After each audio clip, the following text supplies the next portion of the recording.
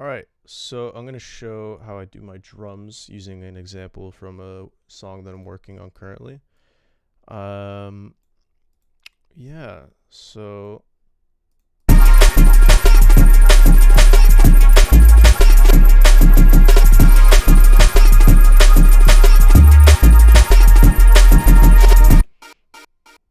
yes, there's a lot of stuff going on there, but can be easily explained.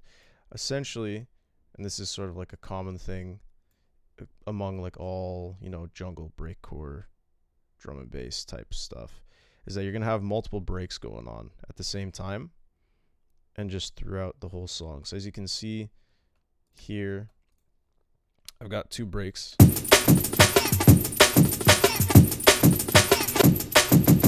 Running at the same time. That one being the main one.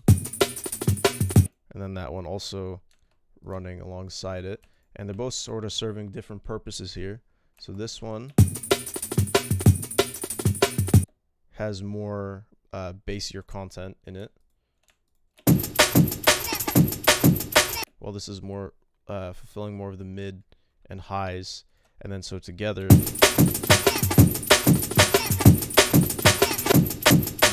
you get this nice compact loop that's sort of filling out frequencies. And I've chopped them so that, it's not just the same boring part over and over again. And, this kind of music has a bunch of like stutters and stuff like that.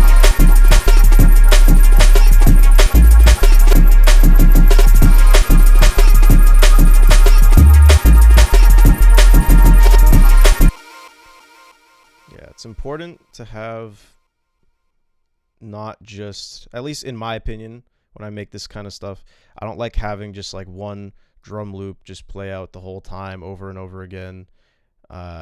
It's important to have stutters and, stuff like that as well.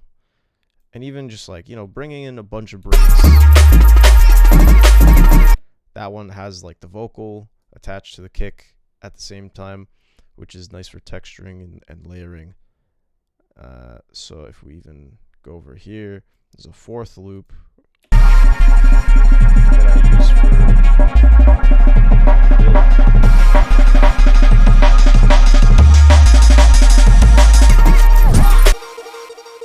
And then I bring these other loops back as well, because it helps reintroduce them back in to the song. I feel like just having it go straight from this loop back into the other ones without any sort of transition doesn't really sound as good. Technically using 5 loops here. I didn't put this on its own channel. Kind of Ableton sin right there.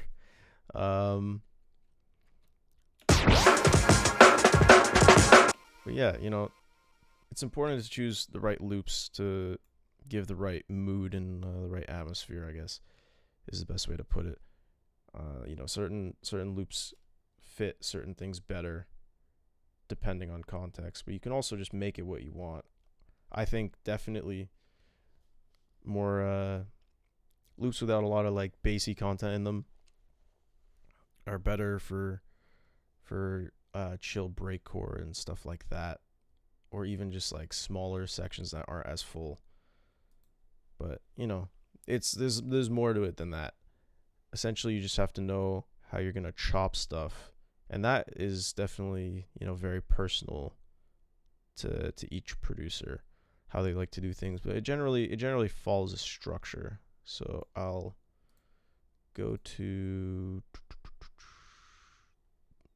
I'll go to this one. I'll go to this sort of tutorial project that I had originally started for this video. So in here, you can see I have 2 sections. I have chill breakcore / jungle, and then like proper breakcore. And so what I mean by that is that, in this new sort of age of drum and bass, there's been a lot of confusion, I think, as to what breakcore really is. I feel like a lot of people are confusing breakcore with jungle, or more like ambient jungle, chill drum and bass, stuff like that, because it's like you'll hear something like this,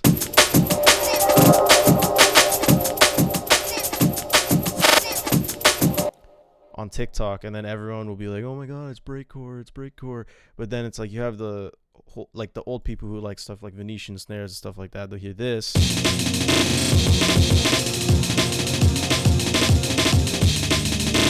and they'll be like, "Oh, that's breakcore. That's what it is."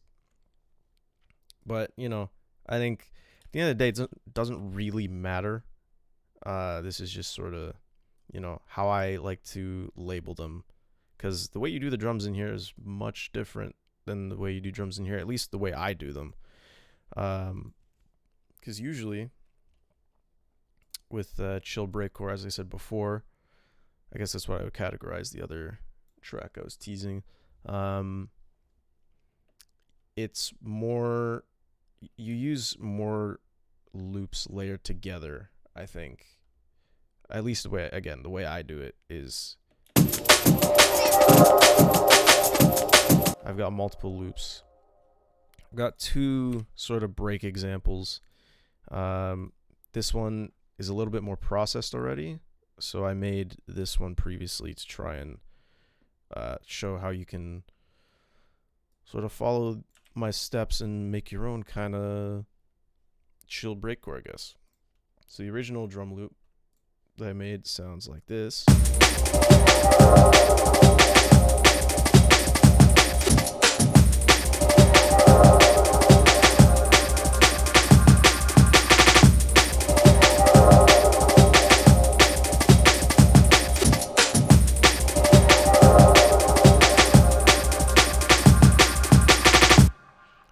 And like the other track, I'm layering a few breaks together.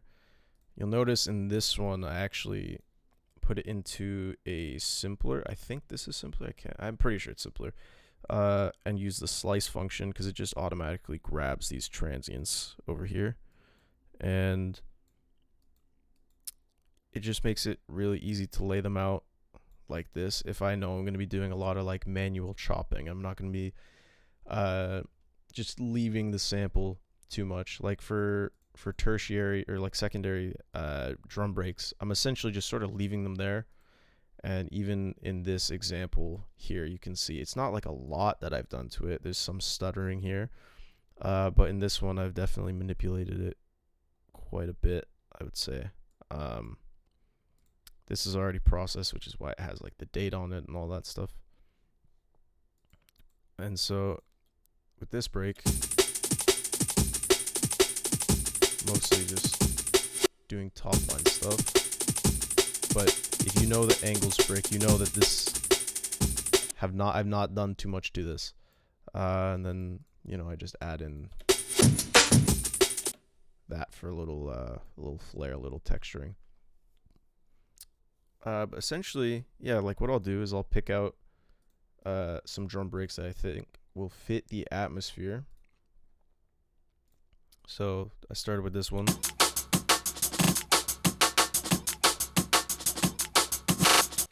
Very basic, very simple. You know, sort of staccato content, helps with punchier drums a bit.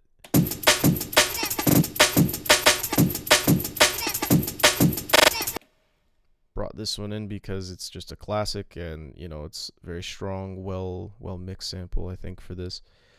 And then layering them, obviously.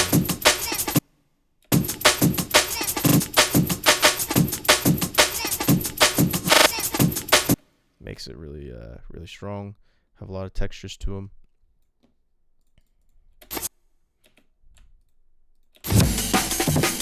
And then adding that third one in there really really helps give some variation.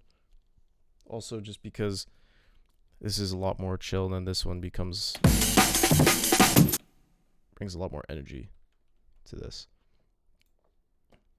And so really all that you need to do to start, I find it's easier to start working in audio than working in MIDI if you're in like Ableton or FL, because you can do them in both. You can do this in like Reaper if you want to, any program realistically.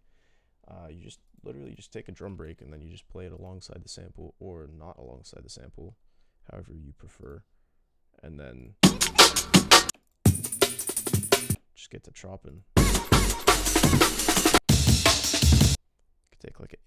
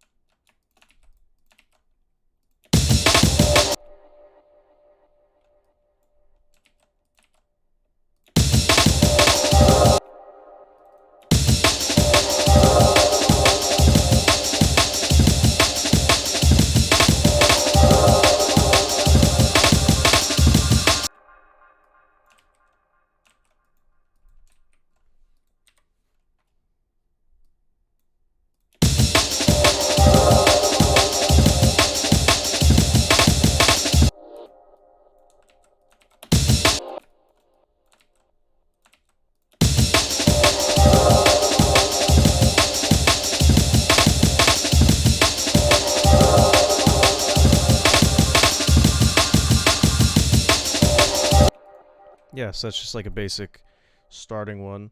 And then, like I said, just find another one for layering. Usually I try to find stuff that's not as loud or not as punchy.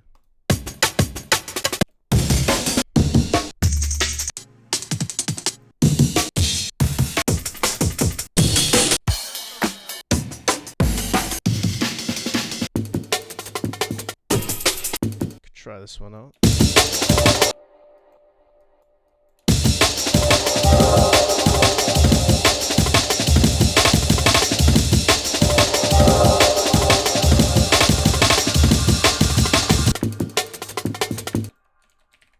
Gonna EQ out some of that low end. I like this one because it's giving that snare texture.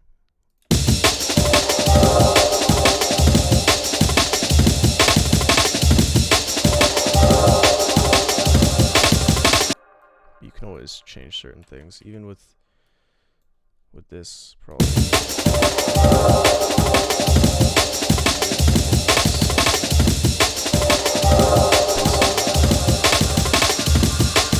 I don't know the right way to explain it, but yeah, you can just sort of do whatever. Like you could even just have this one. You don't even need this section.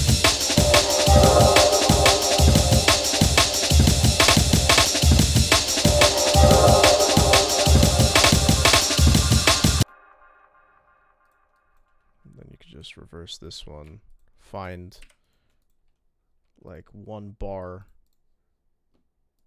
Not even.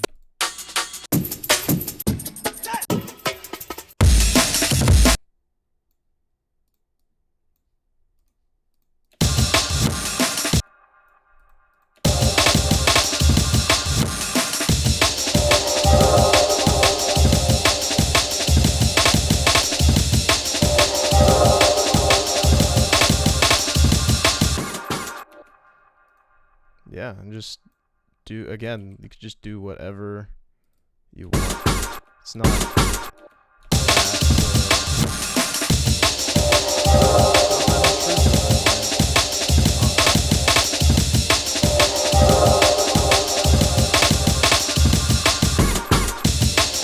you know, it's a lot of leniency, I think, doing chill breakcore stuff like that. But now that this has sort of been taken care of, we can move on to, I guess, proper breakcore is what I'll refer to it as. Sounds kind of snobby.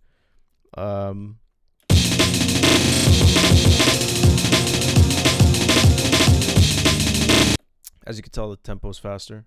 Bump from 182 to 206. Find that, again, proper breakcore is quite a bit faster. And so you can also tell I've done this in MIDI just because doing this kind of breakcore I find is much easier to do in MIDI. Just because it's a lot of stuttering, a lot of chops like this, and it's just like harder to work in audio. You're also layering stuff like this, and I don't want to have to make like separate tracks or whatever.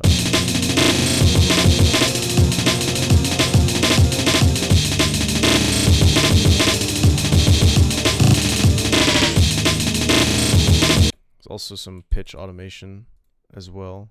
Where is that? Here, yeah. Which, again, that kind of music has, and it's important to use that kind of content because it helps switch things up, especially if you're not changing too much melodic content. Helps keep it interesting. So what I can do here is I'll do another example. I'll just grab a different break, and then just start going to town. Take this. Gotta make sure that these are lined up.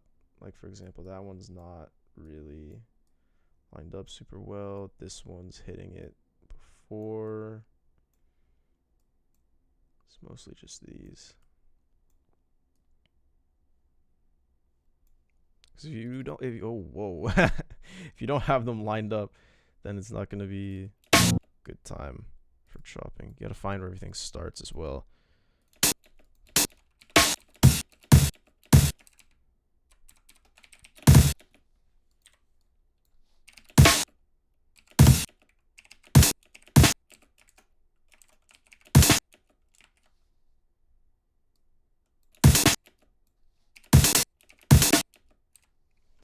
not chopping properly.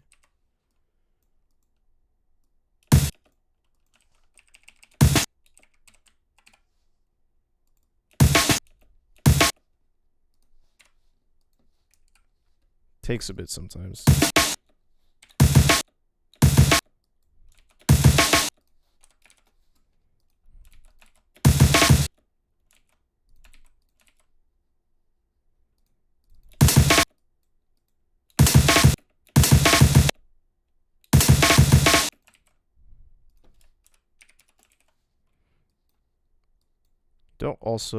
You don't have to make the start of the break each time. Like, this is a pretty decent ender, I think.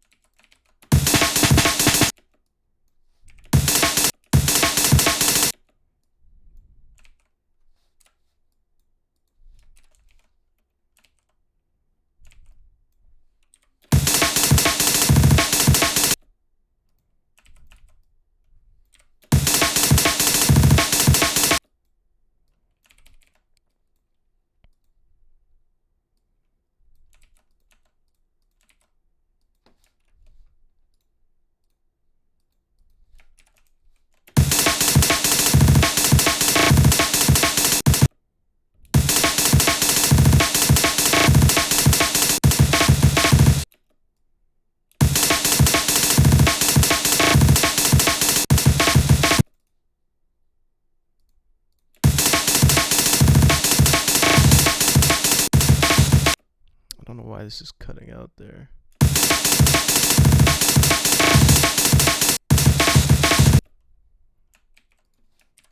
If we do this, that works. And so you have this, and then now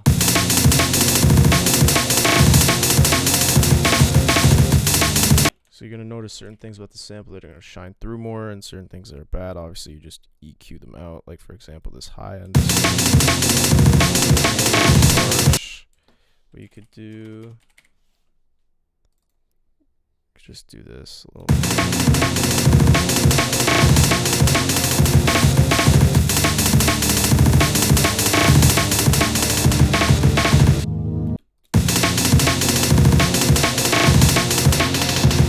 Some people just do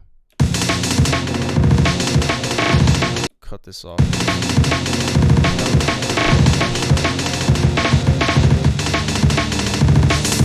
Me personally, I'm not a big fan of doing that, but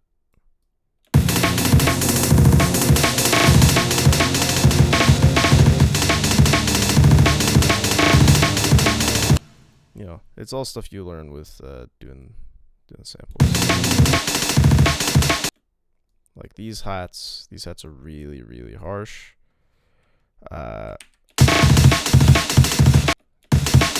Personally, not a huge fan.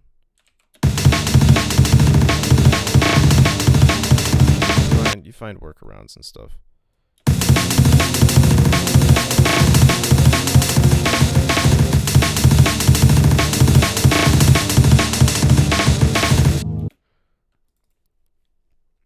So usually once the break is done, I'll just like to automate the pitch.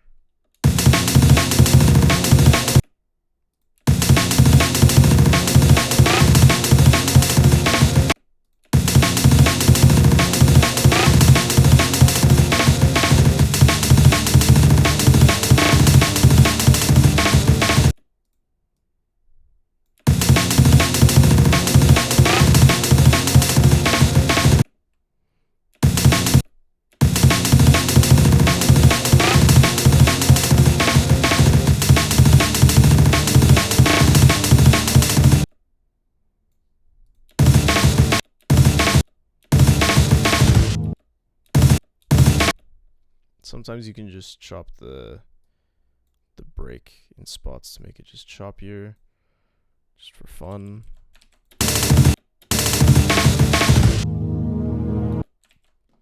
The best example of this I can show is in, where is it? Here. This video. If you're on my TikTok, you know about this.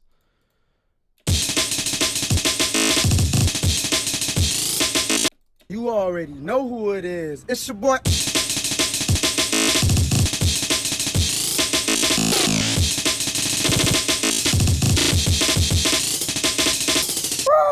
It's the cool with the juice, and I got major juice. Yeah, so I made this little meme clip.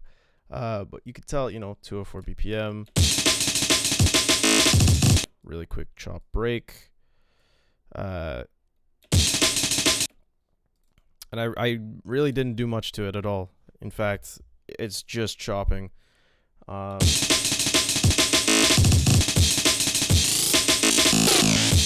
this is where like sample choice comes into play. Like when I was saying certain breaks can be used for certain things can't. In the previous example I just showed, I personally wouldn't use a break like that with as harsh hi-hats, just because it kind of ruins it, and it makes, like you could EQ it, but it's just easier not to. So why wouldn't you just use a different break? And that's just what I'm doing. So here, it's a lot of very, very fine chops, stuff like this, because, quote unquote proper breakcore has a lot of stuff like that, a lot of very glitchy, very quick stutters.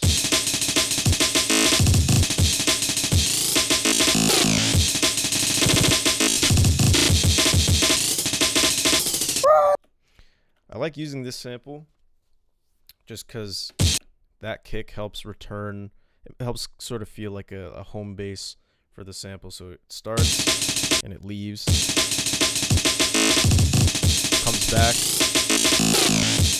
again, and the pitch sort of helps differentiate certain sections.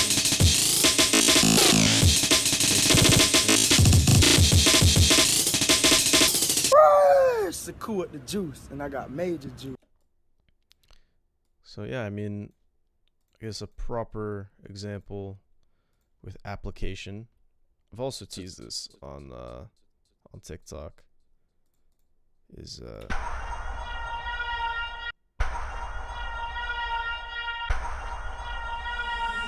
Zunas. Humans and those are human.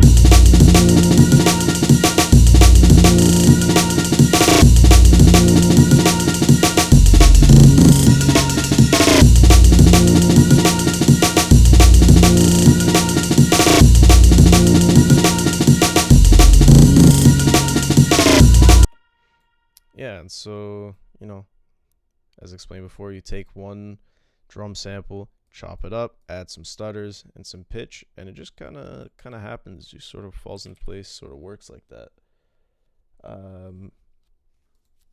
Yeah, I mean, that's pretty much it, really, as far as how I do the drums. Like, to reiterate, I guess, very much dependent on the style that you're going for, whether it's going to be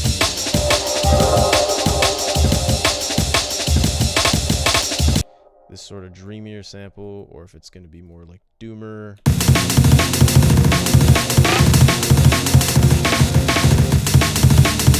Kind of pacing as well, very like a lack of melodic content or a shift or anything dictates what you're what you can aim to do. But you could really do whatever you want. It's just these are kind of guidelines, I guess. If it's quote unquote chill breakcore, you can use layered breaks. I would just say layered breaks. Whoops.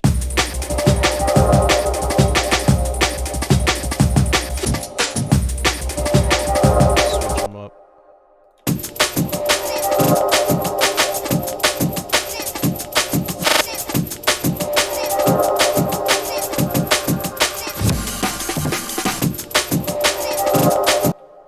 breakcore, you just take one break, make it go crazy.